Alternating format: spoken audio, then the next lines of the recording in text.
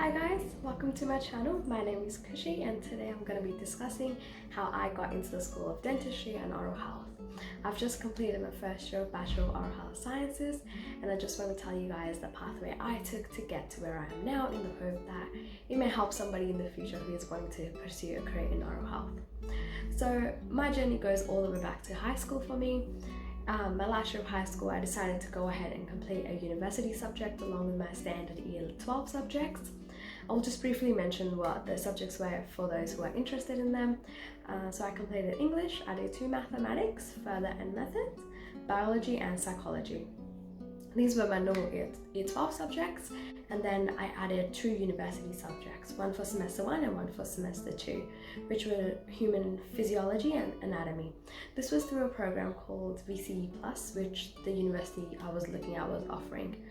I just did these to get a feel of what university life would be like, and I had always been interested in the way human body works, so I decided to go with them. The application process was quite simple. All they needed from me were my year 11 reports and then a referral from my school just stating that the school believes I am a capable student of completing these subjects along with my year 12 subjects. I got one of my teachers to write me a referral letter, and then I had packed all these documents up in an email and just sent it through. And after about 2 to 3 weeks, I received an email from the university congratulating me of my approved application, and that was that. I was enrolled.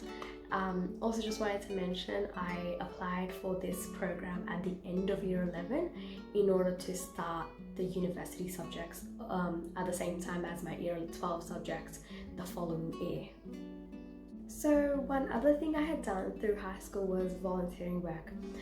So I applied to a university program which allows students who had done extracurricular activities in their community to apply into a course of their choice, and the university then drops down the ATAR score needed for that course.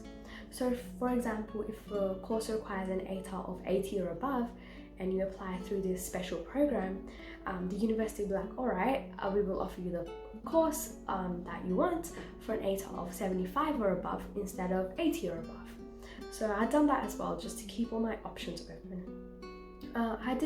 At that time I had not decided what I wanted to do yet. The only thing I knew was I wanted to do something related to science or health or something along those lines. It was around mid-year 12-ish that I found out that the university subjects I was doing allowed me to get an entry into the course that I wanted without even my ATAR being considered. It was solely based on the scores I received in my university subjects. So after hearing that, I did really start to focus on these subjects as well, along with my year 12 ones. And then the end of the year came and I sat my BCE exams along with my university exams, and I had decided to go with biomedicine just because I couldn't make up my mind. I thought I'll choose something broader like biomedicine just to keep all my science options open. The university scores get released a tiny bit earlier than the VCE scores, so as soon as I had my university scores, the university has sent me a conditional offer in my email for biomedicine, and the only condition that they put on it was when my VCE English scores come out, they want me to get a 30 or above. The VCE scores get calculated out of 50, so they wanted a 30 or above out of that. And then around late December, the ATAR was released along with the subject scores, and I had received 30 or above. And then in early January, I had a secured biomedicine offer sitting in my email even before any of my other school friends had their offers, just because I had applied through this university program. So when I did end up going into biomedicine, I didn't really enjoy it. It was just chemistry and biology over and over again, and I wanted to do something else. I didn't want to be stuck in a lab doing that over and over again. And I decided to go with oral health for a very interesting reason. Let me know in the comments below if you guys want me to film a video about why I actually ended up choosing oral health. Anyways, my university did also offer oral health, so I put in an internal application to them, and through internal application they only looked at my RAM, which was rated average mark. Some places do GPA, but the university I go to does RAM, And then based on my WAM, they ranked us according to the WAM we had, and then offered us a place into the course. And then they had told me that they needed a minimum of 80 WAM for me to be even offered or considered as an applicant for this course. And I decided to take my chances and applied. Because I had not heard from them in such a long time, I had completely lost hope of getting into the course. The university begins around March, very early March, and it was already mid-February of that year, and I heard nothing back from them. I got super disappointed, and I was just like, gonna have to continue with biomedicine now. But then just a day before the university was meant to begin, so the university was meant to begin on Friday and on Monday, and on that Friday, the week before that Friday, I received an email from the university saying that I've been offered a place in oral health, and then to reply back to them as soon as possible if I'm still interested. Like, heck yeah, of course I'm interested. I've been waiting for this the whole 3 months that I've been off.